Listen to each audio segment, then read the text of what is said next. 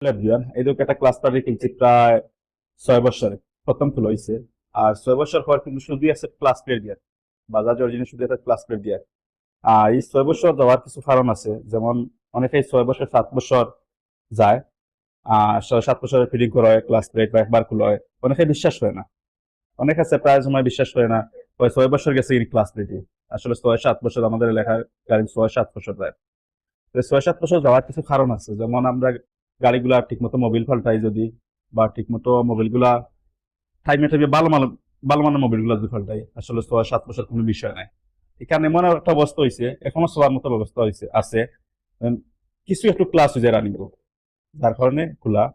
এবারে প্রায় দেখা গেছে 6-6.5 বছর বসে গেছে।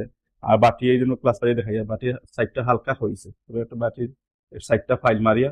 আর অরিজিনাল বাটি আপনারা দেখতে পারবা, এই দেখো অরিজিনাল বাটি ফাইল মারি লাগাই দিলেছি। আর অনেকে কইবা না না এটা মিথ্যা কথা, আসলে 6 বছর যার না, যে এর আগে ফুল হয়ে গেছে, আসলে ঠিক না। আমি আপনার পার্স গুলো দেখাইয়া, আমি ক্লাস প্লেটটা সেটিং করলে এরপর আমি পার্সে কিন্তু ডেট লেখা আছে, যে হাফ ক্লাস আছে, হাফ ক্লাসের মধ্যে কিন্তু ডেটটা লেখা আছে। আপনারা দেখাইলে বিষয় তো বিশ্বাস করবা, আসলে সঠিক কি আনসঠিক এটা আমি দেখাই। আর